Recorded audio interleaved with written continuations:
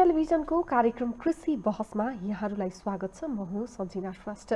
दर्शकवृन्द, पछिल्लो समय प्राङ्गारिक उत्पादनको माग बढिरहेको छ, तर जति माग छ नि त्यति माग पूर्ति गर्नको लागि पनि उत्पादन भइरहेको छैन। आजको कृषि बहसमा हामी प्राङ्गारिक खेतीको अवस्था नेपालमा कस्तो छ, सम्भावना चुनौतीका विषयमा कुराकानी गर्नेछौँ। र यसका लागि आज हामीसँग स्टुडियोमा हुनुहुन्छ विगत 1 दशकदेखि अर्ग्यानिक कृषिलाई प्रवर्धन गर्नका लागि अर्ग्यानिक कृषि फार्म सञ्चालन गर्दै आउनुभएका युवा कृषक सङ्गम शेर्पा। उहाँ अहिले प्राङ्गारिक कृषि पर्यटन विकास अवधारणा निर्माणकर्ताको रूपमा पनि हुनुहुन्छ। यहाँलाई स्वागत छ सङ्गमजी। धन्यवाद। के छ, आरामै हुनुहुन्छ? एकदम। अहिले केमा व्यस्त हुनुहुन्छ? अहिले त्यही हो, अब अस्तिको बर्खा एकदमै त्यो अतिवृष्टिले गर्दाखेरि फार्ममा प्रोडक्सनहरू धेरै कम, सबै कुराहरू मिलेको थिएन।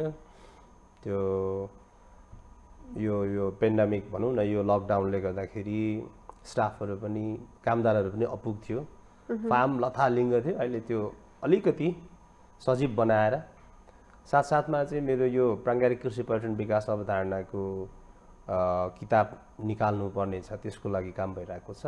अनि भर्खरै यो 4थो प्राङ्गारिक एसिया अर्ग्यानिक कन्फरेन्स जाकार्तामा भएको थियो। त्यसमा मेरो चाहिँ नि यो प्राङ्गारिक कृषि पर्यटन विकास अवधारणाको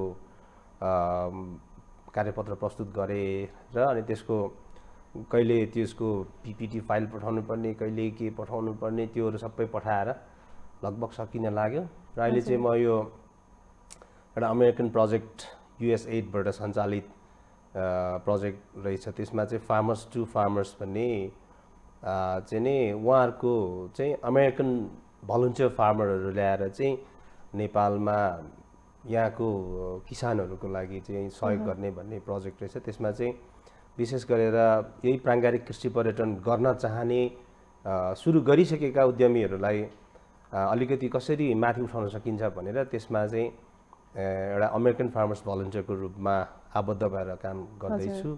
पछिल्लो समय यहाँ त 1 दशकभन्दा नि बढी भइसक्यो होइन, प्राङ्गारिक खेती प्रवर्धनकै लागि पर्नु भएको र यहाँको आफ्नो प्राङ्गारिक फार्म पनि छ। यो नेपालमा अहिले पछिल्लो समय सबैजना हेल्थ कन्सियस भएको भएर प्राङ्गारिक उत्पादनहरू नै खानामा जोड दिइरहेको पनि पाइरहन्छ उपभोक्ताहरू, तर जति उत्पादन हुनुपर्ने हो नि त्यति भइरहेको छैन। खास के कारणले हो? नेपालमा सम्भावना त छ नि होइन र प्राङ्गारिक खेतीको? सम्भावना त हाम्रो देशमा जुन मैले यो प्राङ्गारिक कृषि पर्यटन विकास अवधारणा विकास गर्नुको पछाडि नै मुख्य सम्भावना भएर नै हो। अब हाम्रो होला, अब ठुला सहरको वरिपरिका, अब चितवन भयो, धादिङ भयो, काभ्रे भयो, त्यहाँ वरिपरिका जग्गाहरू चाहिँ अत्याधिक विषादी र रसायन प्रयोग गर्नाले धेरै नै बिग्रेको छ। तर हाम्रो नेपालको समग्रमा धेरै भूभागहरू चाहिँ अझै अर्ग्यानिक छ।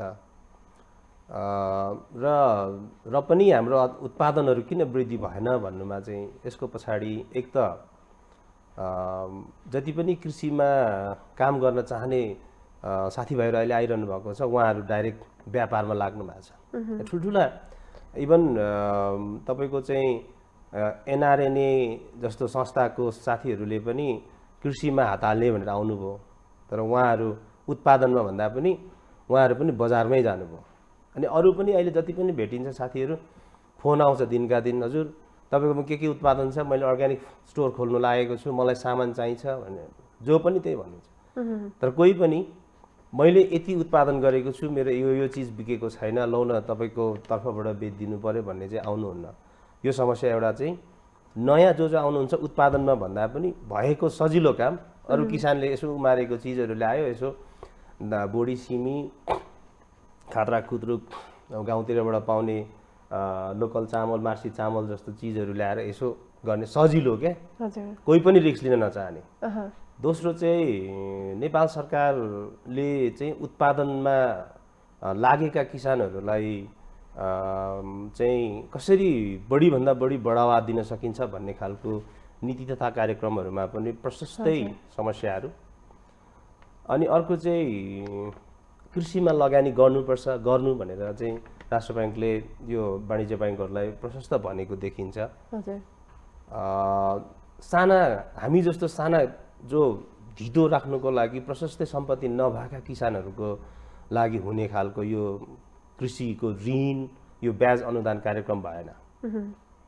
अब हजुर कृषि लोन त दिने भनिएको छ, ब्याज पनि दिने भनिएको छ, तर किसानले चाहिँ सकि नसकी ऋणपान गरेर ब्याज चाहिँ हाल्नै पर्ने।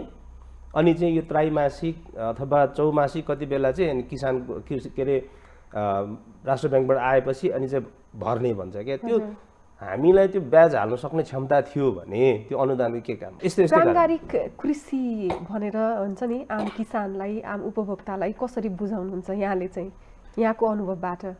यसमा चाहिँ आफ्नो बुझाइ छ। अब कतिपय मान्छेहरूले चाहिँ सुरुमा मलाई हकाउने पनि गर्थे, काठमाडौँ जस्तो ठुलो सहरको बिचमा अर्ग्यानिक भनेर तपाईँ गफ दिनेसम्म भने मान्छेले त्यो माथिबाट प्लेन उड्छ, हेलिकप्टर उड्छ, तपाईँको कसरी अर्ग्यानिक हुन्छ भने जो अर्ग्यानिकको नर्म्स नै थाहा छैन।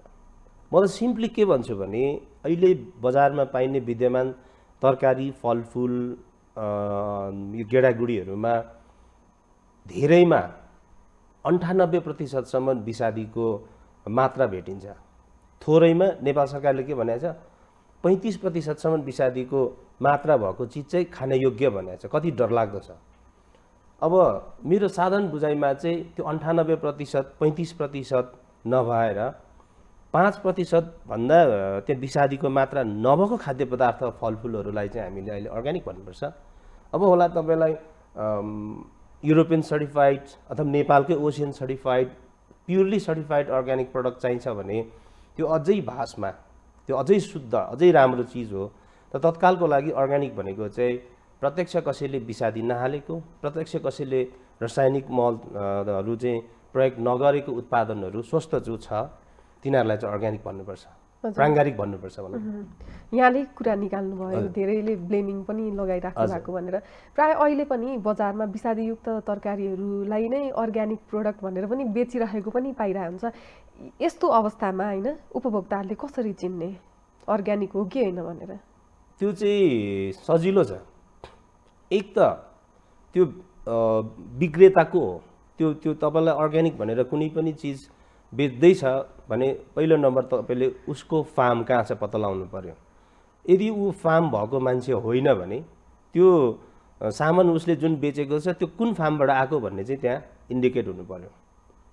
किनभने स्वस्थ खानुहुन्छ, अर्ग्यानिकको लागि भनेर 2 पैसा बढी तिर्दै हुनुहुन्छ भने तपाईँले त्यो चाहिँ नि के भन्छ शुद्ध चिज पनि त पाउनु पर्यो।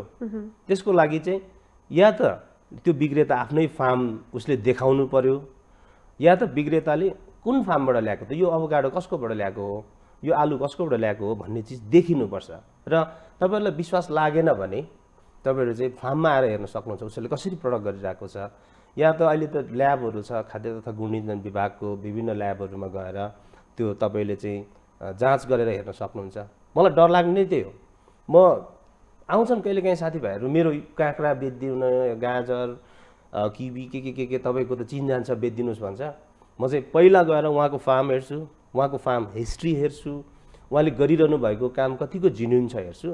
अनि विश्वास लाग्यो भने अनि म ल्याएर बेचिदिन्छु। किनभने भोलि सङ्गम शेर्पाको फार्मबाट मैले आलु लगेको, यो आलु मैले लगेर जाँच गर्दाखेरि चाहिँ यसमा अब 50% 60% कति विषादी रहेछ भने मेरो ब्रान्ड सिद्धिन्छ। म चाहिँ त्यहाँ डर लाग्छ। तर अहिले बजारमा अब प्राङ्गारिकको थाहा नभएका साथीहरू यो अर्ग्यानिक भन्ने बित्तिकै बिक्छ भनेर जे पायो त्यो उठाएर ल्याएर चाहिँ नि के अरे कस्टमरहरूलाई ठग्ने। अझै तपाईँको अझै म क्लियर गर्छु, अहिले यो व्यापार प्राङ्गारिकमा व्यापार गर्छु भन्ने आउने साथीहरूले केसम्म गर्छ भने यो ढाकीमा अर्ग्यानिक गोलभेडा, यो ढाकीमा चाहिँ नन अर्ग्यानिक गोलभेडा रोजेर लानुहोस्, कुन लानुहुन्छ भन्छ। त्यहाँ कति चाहिँ नि शङ्कास्पद छ। हेर्नुहोस् त, तपाईँको अर्ग्यानिक भन्ने चाहिँ एकैजनाले झप्पै लग्यो भने त्यो व्यापारीले यो नन अर्ग्यानिक यहाँ हाल्छ भन्ने ग्यारेन्टी छ? अनि के भयो त? अनि मैले के भन्छु, कुनै पनि किसानले अर्ग्यानिक पसलले अर्ग्यानिक बेच्छु भनेर उसले 2 खालको चाहिँ वस्तु राखेर उसले बेच्छ भने तपाईँहरू त्यहाँ विश्वास नगर्नुहोस्। त्यो व्यापारीको काम हो, नाफा आउँछ भनेपछि अर्ग्यानिक किबी र नन अर्ग्यानिक किबी राखेछ, यो सक्यो भने उसले यो हालिदिन्छ। त्यसले पनि अनि भोलि प्राङ्गारिकको जुन महत्त्व छ घटेर जान्छ।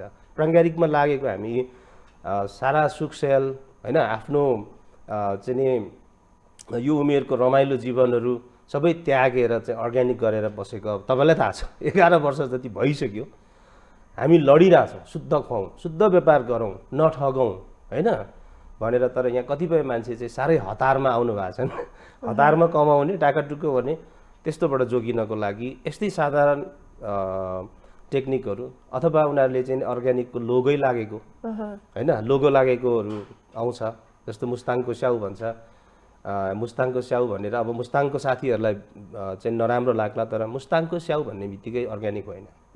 मुस्ताङ भनेको जुन पर्टिकुलरली मार्फा, टुकुचे, ठिनी यो 3-4वटा असाध्यै सुन्दर र असाध्यै धेरै स्याउ फल्ने गाउँहरू हो।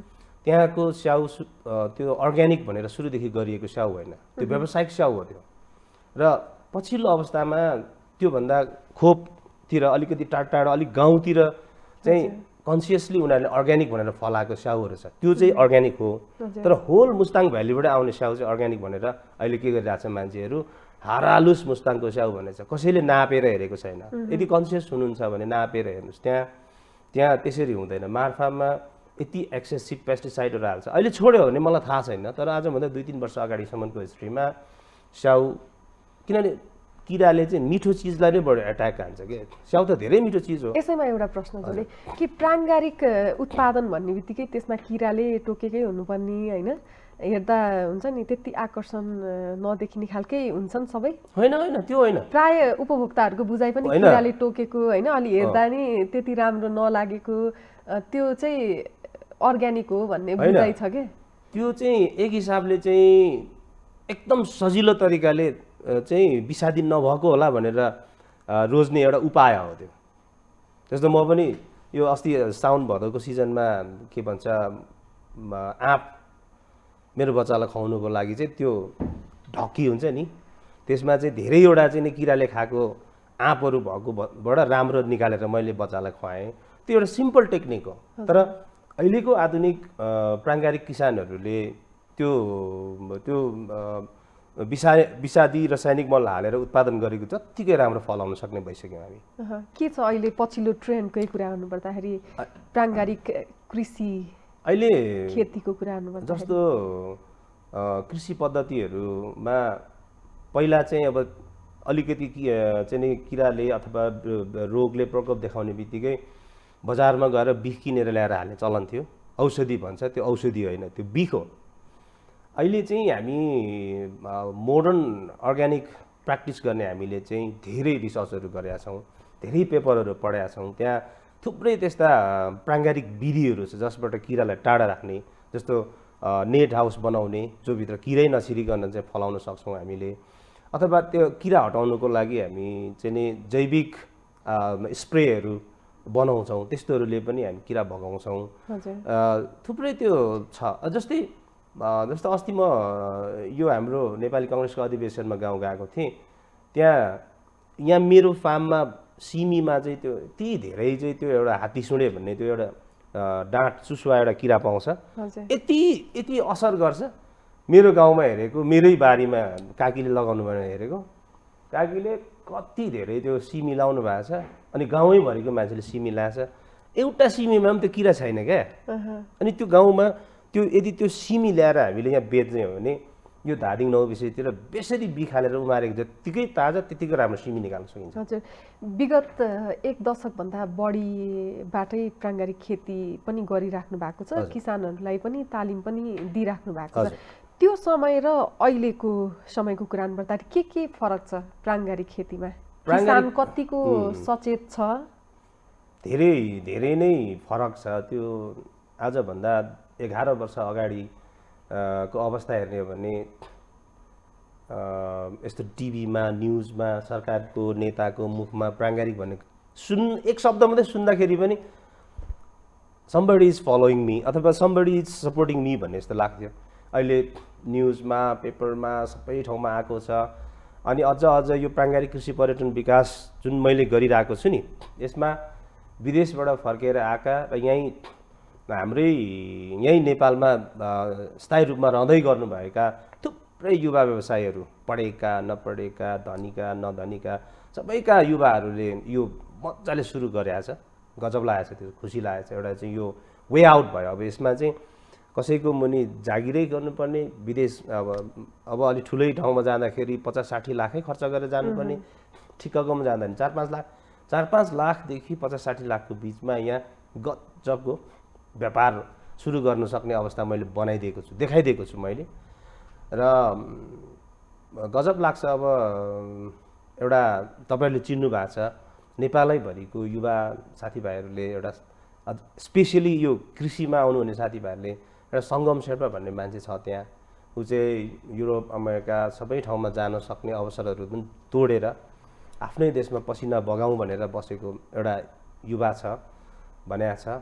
तर अलिकति चाहिँ त्यो सुरुको जस्तो जोस चाहिँ छैन। अब त्यति बेला एउटा जुनुन थियो, रात दिन खनिन्थ्यो, मल बोकिन्थ्यो, सबै गरिन्थ्यो। अहिले चाहिँ फेरि अलिकति बढी यो किताबमा लेख्नै पर्ने, अनि सोसियल मिडियाहरूमा पनि अब हामीले आफ्नो एउटा बिजनेसको लागि छुट्टै सोसियल मिडिया प्रमोसन गर्ने राख्नु नसक्ने। कति किसानहरूलाई तालिम दिइसक्नुभयो प्राङ्गारिक खेती सम्बन्धी? यकिन हिसाब छैन।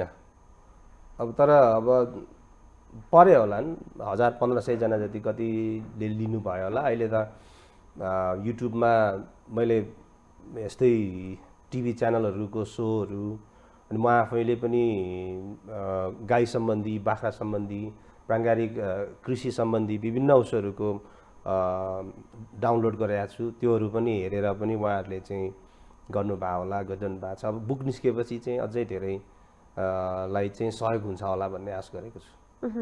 अहिले प्राय युवाहरू हैन परम्परागत रूपमा लागिरहेको अरू किसानहरूको कुरा भन्दाखेरि बिस्तारै बिस्तारै हैन यतातिर यो पेसालाई नै छोड्नेतिर लागिराख्नु भएको छ के। विकर्षण, आकर्षण भन्दा नि विकर्षण भइरहेको छ। यो विकर्षणलाई रोक्नको लागि के गर्न सकिन्छ? यो चाहिँ अब जोक गरेर भने त फेरि कोभिड आउनुपर्छ भन्छु म, हैन। यो कोभिडले गर्दाखेरि यति धेरै हाम्रो साथीभाइहरू गाउँ फर्किनु भयो, किनभने यहाँ व्यापार भएन। कति वर्षदेखि बाँझो रहेको जमिनहरू उहाँले खन्नु भएको छ।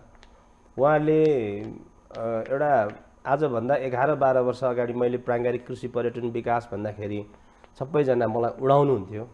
अहिले उहाँहरूले वास्तवमा भिजन चाहिँ तपाईँको कडा लाग्यो, किनभने यो हाम्रो जुन पर्यटन क्षेत्रको हामी काम गरिरहेको थियौँ, अरू किसिमको व्यवसायहरू हामी काम गरिरहेको छौँ। यो चाहिँ पानीको भुलको जस्तो हो, बाढी जस्तो हो। एकचोटि आउँछ, फेरि सुक्खा लागेपछि कहिले बाढी आउँछ पर्खिनु पर्यो। तर प्राङ्गारिक कृषि पर्यटन विकास अवधारणा जस्तो एउटा राम्रो वे छ, त्यसमा हामी लाग्यो भने त्यस्तो ठुलो भुलको आउँदैन। तर हामी एउटा मुहान सुरु गर्छौँ र त्यो मुहान निरन्तर बगिरहन्छ, त्यसले त्यो कुनै नोक्सान पनि गर्दैन, कुनै पनि गर्दैन।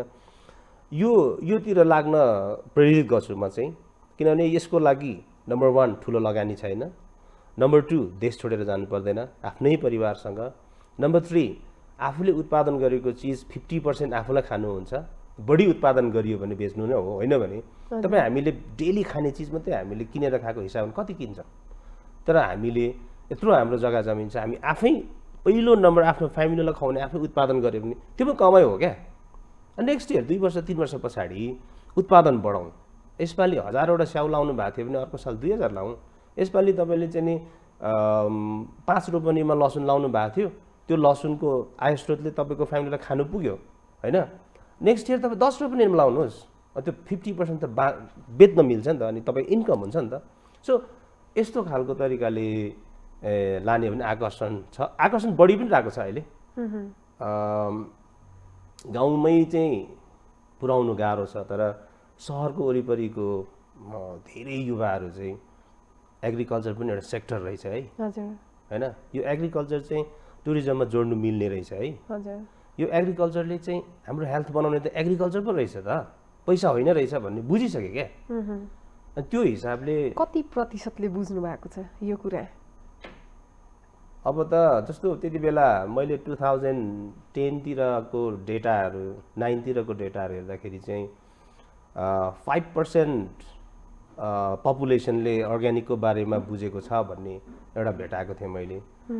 अब त 15% भन्दा बढी मान्छेहरू चाहिँ भेटे अर्ग्यानिक चाहिँ रेगुलर नै खाने भन्ने छ जस्तो लाग्छ मलाई। नेपालको कृषिको थप विकास हुन नसक्नुको चाहिँ एउटा बजारीकरण, बजारको पनि कुरा आउँछ। बजार के छ, बजारलाई कसरी व्यवस्थित बनाउन सकिएला? यहाँसँग कस्तो खालको आइडियाहरू छन् बजार व्यवस्थित गर्नको लागि? बजार चाहिँ यस्तो हो, बजार व्यवस्था गर्न नसक्नुमा चाहिँ किसानहरूले आफ्नो बजार अनुरूपको उत्पादन नगर्नु पनि हो क्या।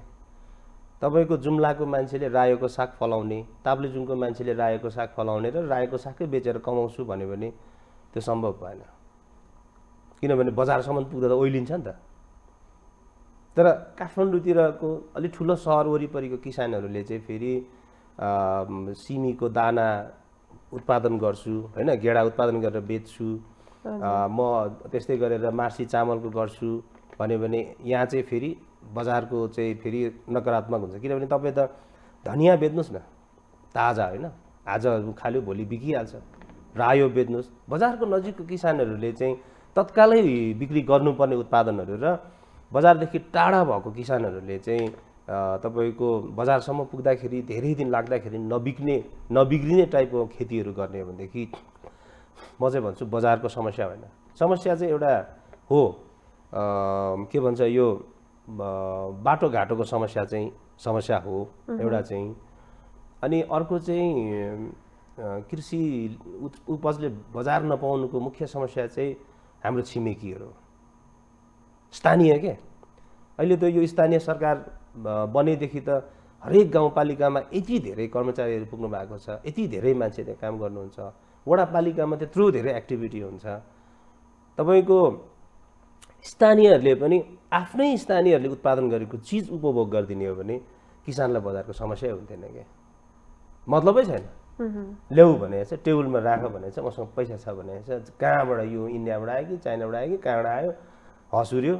अनि यो मैले खाएको चिज, मैले किनेको पैसा चाहिँ यो गाउँमा कति घुम्दैछ भन्ने ध्यान दिनु पऱ्यो क्या। अब यहाँबाट एकजना मान्छे टोली गयो, 10 जनाको टोली गाउँमा गयो, अनुगमनमा गयो, समथिङ केमा गयो। अब उनीहरूले दिनको दिन 4-4वटा 5-5वटा चाहिँ कुखुरा खायो अरे, ब्रोइलर। कहाँ गयो त्यो पैसा? त्यो पैसा सबै विदेश गयो, किनभने दानादेखि लिएर सबै प्रविधि लिएर सबै के हो त विदेशको हो। हजुर। तर त्यो ग्रुपले गाउँमा गएर चाहिँ गाउँकै भाले किनेर खाइदिएको थियो भने त होइन, त्यो गाउँको कुनै साइलाको भाले किनेको थियो भने त्यो 2000 रुपियाँ त गाउँमा गयो नि। त्यो गाउँलेले त उसले त्यो 2000ले त उसको बच्चालाई कपडा किनिदिँदो हो उतापट्टि गएर व्यापारीकोमा। त्यो व्यापारीले त्यो पैसाले फेरि उसलाई दाल चाहिन्छ कि चामल चाहिन्छ छिमेकीबाट किन्दो गर्दा पैसा चाहिँ गाउँमा घुम्ने टेक्निक लाउनु पर्यो। तर जे होस् मिठो भयो भइगयो भने छ, जति पैसा गाउँमा पुरा छ त्यो पैसा हामी त्यो जाने टुरिस्ट गाउँबाट सहर पुग्नुभन्दा पहिला त्यो पैसा चाहिँ विदेश गइसकेको हुन्छ क्या। यो खालको सिस्टमले गर्दाखेरि चाहिँ बजार नपाएको हो म भन्छु। अनि त्यसपछि स्थानीयहरूले जस्तो यहाँ काठमाडौँमा हुनेहरूले सकेसम्म काठमाडौँ वरिपरिकै किसानहरूले उत्पादन गरेको गोलबेडा खाइदिनु पर्यो, काउली खाइदिनु पर्यो। अब अहिले गोलबेडा छैन, अब अलि पछि गोलबेडा यति किसानले उमार्छ किनिदिने मान्छे नपाएर कालीमाटी बनाएर घोप्ट्याउनुपर्छ। हाम्रो मान्छे कस्ता छन्, इन्डियाबाट आएको होस् कि जहाँबाट आओस् 2 रुपियाँ सस्तो आयो भयो भने ए बाबा यो यहीँ काठमाडौँको किसानले उत्पादन गरेको हो, यिनीहरूको उत्पादन लागत छ, यिनीहरू घाटामा पर्छ, 2 रुपियाँ महँगो भयो यही खाइदिउँ न भन्ने चाहिँ त्यो खालको जनचेतना फैलाउन सक्यो भने कृषिमा बजार छ अनि हाम्रो किसानहरूको जीवनस्तर पनि उक्सिन सक्छ। लागत खर्चको कुरा गर्दाखेरि अहिलेसम्म लागत नै उठिराखेको हुँदैन। किसानहरूले उत्पादन गरेको कुराहरू लागत उठाउनको लागि पनि त सर्टेन टेक्निकहरू त हुन्छन् होला नि किसानहरूले फलो गर्नुपर्ने। के हुन्छन्? टेलिभिजन हेरेर बस्नु भएको होइन, किसानहरूलाई पनि थाहा होस् न। यो चाहिँ कस्तो छ भनेदेखि हामी किसानहरू भनेर अरूलाई भन्दिनँ, म आफै पनि किसान हो।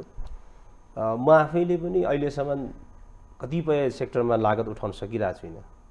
म लागिरहेको छु गरिरहेको छु तर म सँगसँगै गर्ने प्राङ्गारिकमा गर्ने भनेर लाग्नु भएको थुप्रै साथीहरू फार्म बन्द गरेर हिँड्नु भएको छ। त्यो चाहिँ कारण मैले के पत्ता लगाएँ भने चाहिने भन्दा बढी लगाउने खेती। जस्तो अब गोलभेडाको सिजनमा गोलभेडा बिग्छ तर त्यो मेन सिजन हुनुभन्दा अगाडि गोलभेडा निकाल्नुको लागि हामीले काम गर्नु पर्यो। 100वटा टनेल तपाईँ गोलभेडाको खेतीको लागि छ भने तपाईँले सेक्सन छुटाउनु पर्यो होइन। 20वटा टनेल चाहिँ 1 महिना अगाडि रोपिदिने, 20वटा टनेल 1 महिना पछाडि रोपिदिने, 20वटा टनेल त्यस्तो गरेर गर्ने हो भनेदेखि चाहिँ तपाईँको अल सिजनमा गोलभेडा आइरहेको हुन्छ। तर हाम्रो नेपाली किसानहरूको हाम्रो बानी चाहिँ के छ भने 100वटा टनेल छ भने 100वटा टनेलमा एकैचोटि गोलभेडा रोपिदिने। अब त्यो एकैचोटि रोप्दाखेरि एक त कति खर्च भयो, खर्च उठ्ने कहिले हो र 100वटा गोलभेडा टनेलबाट एकैचोटि गोलभेडा निस्किन थालेपछि तपाईँको 100वटा टनेलको एउटा किसानले गोलभेडा निकाल्यो भने त्यही गोलभेडा काठमाडौँमा खाइसक्दैन। तर अहिले तपाईँ प्लेनबाट आउँदा जाँदा यस्तो हेर्नुहोस् कति धेरै टनेलहरू छ काठमाडौँ भ्यालीमा, त्यो सबैले गोलभेडा लाउने हो। र यसमा चाहिँ तपाईँले सेगमेन्ट छुटाउनु पर्यो किसानले पनि। गोलभेडा मात्रै नलाउनुहोस् न, कुनैमा धनियाँ लाउनुहोस्, कुनैमा काउली लाउनुहोस्, कुनैमा अकबरे लाउनुहोस्, कुनैमा तपाईँले अलिकति मिक्स क्रपिङ गरिदिनुहोस्। त्यसलाई चाहिँ त्यो मिश्रित बाली भन्छ। हरियो मकै नै लाउनुहोस्। अब हाम्रो मान्छे साथीभाइहरू हरियो मकै लाउनु न, अर्ग्यानिक तरिकाले फलाएको हरियो मकैको कति भ्यालु छ। अब उहाँ 9 5 खाल कहाँबाट हिजो भाँचेर ल्याएको मकै खानु र आजै भाँचेको मकै चाहिँ बजारमा उपभोक्ताले पायो भने कति राम्रो हुन्छ। अन्त यसरी त्यो उत्पादन लागत कम गर्नको लागि र चाहिँ नि उत्पादन लागत बढी भयो भने बढीमा बेच्न सकिने भयो नि त। तपाईँको कुनै पनि गोलभेडा अहिले केजीको 30 रुपियाँमा तपाईँको उत्पादन भइरहेको छ है भनेपछि एकदमै मार्केट भएन भने 18मा बेच्दा त तपाईँ घाटा भयो नि त। तर तपाईँहरूले किसानहरू सबै सल्लाह गरेर काठमाडौँलाई पुग्ने चाहिने गोलभेडा चाहिँ दिनको यति लाख केजी हो, यसलाई टार्गेट गरेर हामी काम गरौँ भनेर गर्ने हो भने कुनै पनि किसानले गोलभेडा 50 रुपियाँ भन्दा कममा बेच्नु परेन नि त। त्यो गर्दा त उनीहरूले केजीको 20 रुपियाँ प्रफिट हुने भयो। यो टेक्निकहरू हामीले लगाउन सक्यो भनेदेखि उत्पादन लागत घटाउनु त काम गर्नु पर्यो आफूले। अहिलेको मोडर्न टेक्नोलोजीहरू जस्तो हजारीमा बोकेर तुरुक तुरुक तुरुक पानी हालेर हिँड्नुको साटो थोपा सिँचाइ लगाइदिनु पर्यो अथवा कुलोको त्यो अनुसारको म्यानेज गरिदिनु पर्यो। अब समस्या चाहिँ दक्ष जनशक्ति पाइँदैन। नेपालमा एकदमै यत्रो कृषि पढेको छ भने हजारौँले कृषि पढाएको छ भन्छ, कुनै पनि फार्मले चाहिँ नि दक्ष जनशक्ति पाइरहेको छैन। अनि यो अर्धदक्ष जनशक्तिहरूलाई हामीले चाहिँ लगाउँदा पनि हाम्रो चाहिँ के अरे उत्पादन लागत बढिरहेछ, किनभने उनीहरूको हात चल्दैन, उनीहरूलाई आइडिया थाहा छैन। जुन गोलभेडाले 10 किलो गोलभेडा फलाउनु पर्ने हो, अब त्यो उसलाई थाहा नभएपछि उसले काम गर्दाखेरि 5 किलो पनि फलिरहेको छैन, त्यहाँबाट नि उत्पादन लागत बढ्या हो नि त। यस्तो खालको उपायहरू अवलम्बन गर्ने हो भने राम्रो हुन्छ। अलिकति कृषि र पर्यटनतिर पनि जोड्दाखेरि अब यहाँ प्राङ्गारिक कृषि पर्यटन विकास अवधारणा निर्माणकर्ताको रूपमा पनि हुनुहुन्छ। कृषि र पर्यटनलाई कसरी जोड्न सकिन्छ? असाध्यै राम्रो पोइन्ट। मैले धेरै वर्ष चाहिँ अब सानोमा त हामी हुर्किँदा कृषिमै गाउँमै हुर्केको, त्यसपछि पर्यटन क्षेत्रमा काम गर्दै आएपछि मैले धेरै ग्याप देखेँ। यस्तो चाहिँ नि एकदमै प्रसिद्ध पर्यटकीय गन्तव्यहरूको वरिपरि भएका किसानहरूको जीवनस्तर चाहिँ असाध्यै नीच, असाध्यै दुःखपूर्ण अवस्थामा देखिसकेपछि मैले यो कसरी जोड्न सकिन्छ, यो गाउँको चाहिँ नि किसानहरूसम्म चाहिँ यो विदेशी अथवा स्वदेशी पर्यटकहरूले तिर्ने पैसा कसरी पुर्याउन सकिन्छ त उहाँहरूसँग भनेर मैले यो अवधारणा विकास गरेको हो। यहाँ चाहिँ अर्को पनि फेरि मलाई एकदम खड्केको चाहिँ पर्यटन मन्त्रालय छ। विगत लामो समयदेखि उसले पनि प्रशस्तै वैदेशिक मुद्रा चाहिँ देशमा भित्राएर देशलाई समृद्ध बनाउने भने कृषि मन्त्रालय छ। लामो समयदेखि त्यहाँ चाहिँ वार्षिक रूपमा अरबौँ खरबौँ खर्च भइरहेको छ। देशलाई चाहिँ नि खाद्यान्नमा चाहिँ आत्मनिर्भर बनाउने, पर्यटकहरूलाई पनि खुवाउनु पुग्ने गरी भनेको छ। तर कृषि मन्त्रालयले कहिल्यै पनि मेरो बजार चाहिँ पर्यटन मन्त्रालय भनेर सोचेकै छैन। पर्यटन मन्त्रालयले चाहिँ कहिल्यै पनि यो कृषि मन्त्रालयले चाहिँ मेरो पर्यटन क्षेत्रलाई टेवा पुर्याउने एउटा ठाउँ हुन सक्छ भनेर सोचेकै छैन भनेर यो दुईटा चिजलाई ब्रिजिङ गर्ने भनेर मैले अवधारणा बनाएको हो। यो कसरी काम हुन्छ भने कुनै पनि गन्तव्यको पर्यटकहरूलाई चाहिँ नि सेवा सुविधा दिनलाई खोलिएका लज होला, रेस्टुरेन्ट होला, भट्टी होला, उहाँहरूलाई चाहिँ स्थानीय उत्पादनलाई जोड गर भन्ने हो कि। अन्डा अब नाम्चे बजारमा अन्डा चाहिँ तपाईँको 60 रुपियाँ पर्छ, ब्रोइलरको, लोकलको होइन। तर त्यही सोलुखुम्बु एरियाका थुप्रै किसानहरू छन्, उनीहरूको लोकल अन्डा नै 60 मा बिक्यो भने पनि बेच्थे भन्ने छन्। अब हामी के गर्नु खोजिरहेछौँ भने त्यो नाम्चे बजार जस्तो चाहिँ त्यहाँको लज अनरहरू, होटेलहरूलाई चाहिँ तपाईँ 60 रुपियाँमा ब्रोइलर अन्डा किन्नुको साटो गाउँबाट आएको किसानको लोकल अन्डा किन्नुहोस्।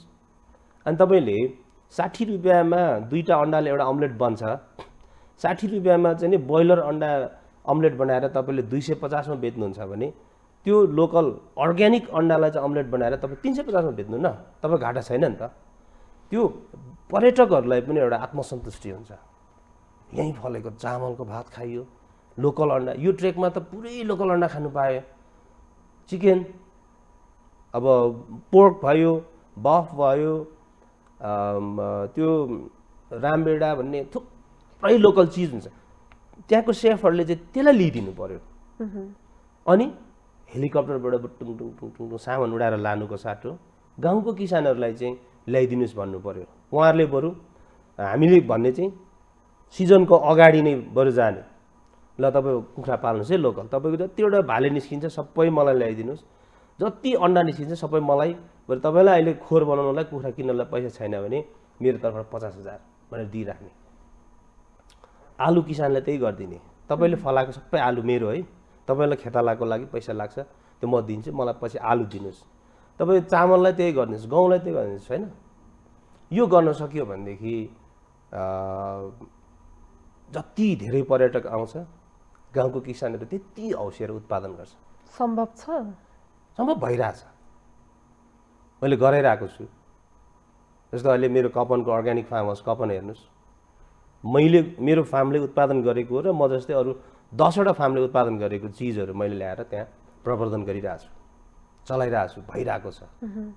र धेरै युवाहरूले अहिले त्यो सुरु गरिसक्नु भएको छ। हजुर, यहाँको फार्म पनि कृषि र पर्यटनलाई जोडेर नै बनाउनु भएको छ। त्यो चाहिँ एउटा विश्वकै पहिलो नमुना फार्म। हजुर, फार्मकै कुरा गर्नु पर्दाखेरि के छन् अहिले पछिल्लो समय फार्मको विशेषता? अब अर्ग्यानिक फार्म हाउस कपन भन्ने चाहिँ मैले खास सुरु गरेको चाहिँ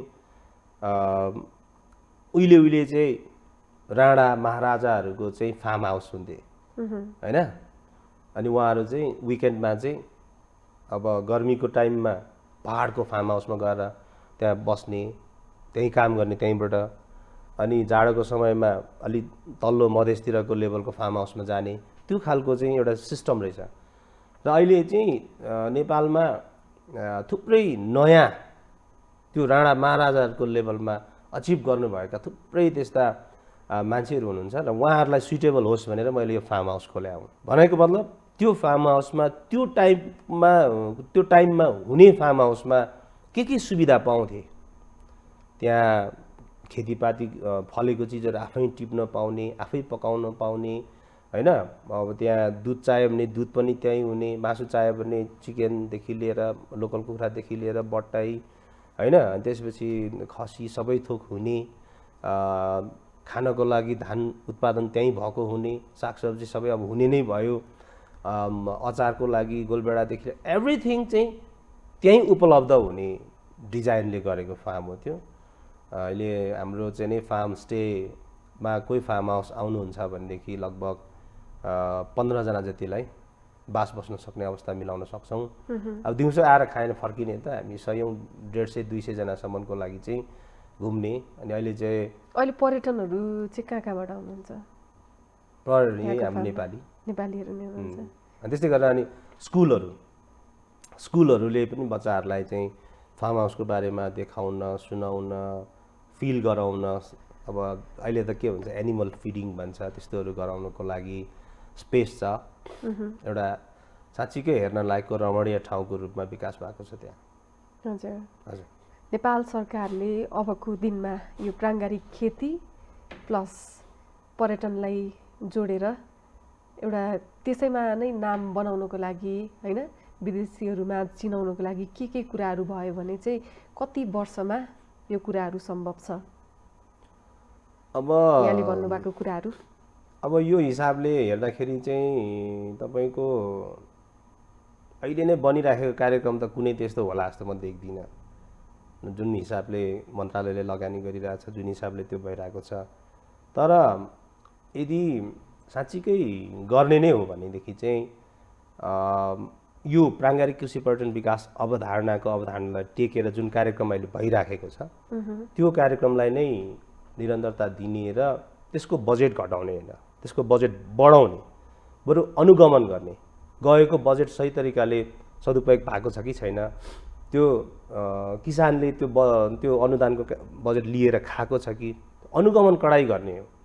तर अहिले नयाँ हाकिमहरूले चाहिँ के हेरिरहेको छ भनेदेखि अब यो अनुदान दिने काम छोडिदिने, अब सहुलियतपूर्ण ऋण दिने भन्छ। ऋण कस्तो किसानलाई दिने? प्रोजेक्टको आधारमा त ऋण दिँदैन यिनीहरूले।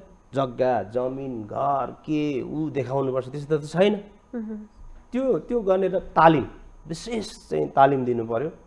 अब दक्ष जनशक्ति उत्पादन गर्ने भनेर जेटिएहरू, यो एनिमलको डक्टरहरू, यिनीहरू प्रशस्तै उत्पादन गरेर गाउँ पठाउनु पर्यो। त्यो पनि उनीहरूलाई मनज्ञ स्यालेरी दिनु पर्यो, पुग्दो स्यालेरी दिनु पर्यो क्या। उनीहरूले चाहिँ किसानबाट चाहिँ ठगेर ऊ गरेर खानुपर्ने अवस्था नरहने गरी दिनु पर्यो त्यो खालको। अनि ब्याङ्क फाइनेन्सहरूले लगानी गर्दाखेरि पनि 25 लाखसम्म चाहिँ बिना दितो प्रोजेक्ट हेरेर र त्यहीँको स्थानीय सरकारको प्रत्यक्ष निगरानी रहने गरी, जस्तो वडा कार्यालयले चाहिँ सङ्गम शेर्पा भन्नेलाई चाहिँ 25 लाख दिनु लागेको छ भने वडा कार्यालयले नियमन गर्न सक्छ नि त, उसको जनता हो नि त, होइन?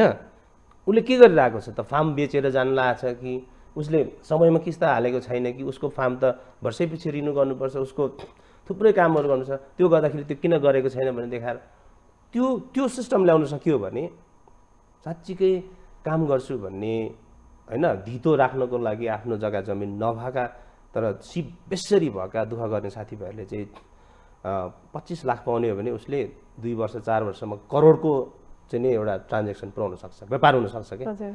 यो हिसाबले गर्ने र विदेशीहरूलाई विशेष गरेर आज 1998 भन्दा अगाडिको एउटा असाध्यै गुणस्तरीय पर्यटकहरू आउँथे क्या, त्यो टाइपको पर्यटकहरू ल्याउने हो भने अब नेपालमा सबै गन्तव्यमा हामी आफ्नै किसानहरूले उत्पादन गरेको अर्ग्यानिक उत्पादनहरू खुवाउँछौँ, एकदमै सस्तो चिज खुवाउँछौँ होइन। नेपालमा गएर चाहिँ तपाईँले विषादी भएको यस्तो खालको हानिकारक चिज खानु पर्दैन। त्यहाँको किसानहरू यस्तो जागरुक भएर लागेको छ, पर्यटकलाई खुवाउँछु भनेर लागेको छ। र तपाईँ नेपाल गइदिँदाखेरि तपाईँको कारणले गर्दाखेरि हजारौँ गरिब किसानहरूको जीवनमा माथि उठ्दैछ, गन्तव्य हाम्रो उसै राम्रो छ होइन भनेर हामीले विदेशीसम्म यो खालको चाहिँ नि सरकारी तहबाटै, व्यवसायले त गर्ने नै भए सरकारी तहबाटै त्यो खालको प्रमोसन गरेर जाने हो भने यहाँ 20 लाख होइन, वार्षिक हामी करोडौँ टुरिस्ट ल्याउन सक्छौँ। यो ठमेल मात्रै भरिने होइन। यदि करोडको रेसियोमा हाम्रो वार्षिक रूपमा टुरिस्ट आउने हो भने यो काठमाडौँभरिका, ललितपुर भक्तपुरभरिको सबै कुना काप्जाको हाम्रो सानो सानो ग्रोसरीदेखि भट्टीदेखि 10वटा रुम भएको होटेल होमस्टेदेखि लिएर सबै कुरा भरिन्छ। किनभने मैले त त्यो टाइपको देखेर आएको छु युरोपमा, जर्मनी, फ्रान्स, इटली, नेदरल्यान्ड होइन, त्यहाँको टुरिज्म, अमेरिकाको टुरिज्म हेर्नुहोस्, त्यहाँ कहीँ खाली छ।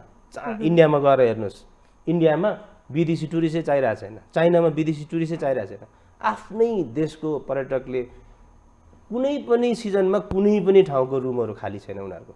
त्यो टाइपको बढाउनुको लागि चाहिँ तर नीति त्यो खालको ल्याउनु पर्यो, अलि पर सोचेर काम गर्नु पर्यो कि। यहाँ 20 लाख टुरिस्टको लागि भनेर चाहिँ गत साल चाहिँ करोडौँ रुपियाँ चाहिँ सकियो, 20वटा लाख हुन्छ कि। करोडको हिसाब गरेर काम गरौँ न। बाटोघाटो बनाउँदाखेरि तपाईँले पुलेसो बनाउँदाखेरि, पार्क बनाउँदाखेरि, सार्वजनिक शौचालय बनाउँदा, यो पशुपतिको वरिपरिमा पार्किङ बनाउँदाखेरि बौद्धको वरिपरिमा चाहिँ टुरिस्टको गाडी पार्किङ गर्दाखेरि स्वयम्भूको वरिपरि चाहिँ टुरिस्ट पार्किङ गर्नको लागि अबको 15 वर्ष पछाडि चाहिँ दिनको 50वटा चाहिँ सटलेज कन्टिन्यू पार्किङ गर्नु मिल्ने, त्यो पार्किङको वरिपरि चाहिँ तपाईँको एकदम सुविधा सम्पन्न शौचालयहरू पर्यटकहरूलाई चाहिँ नि अब जस्तो त्यस्तो भएन नि त।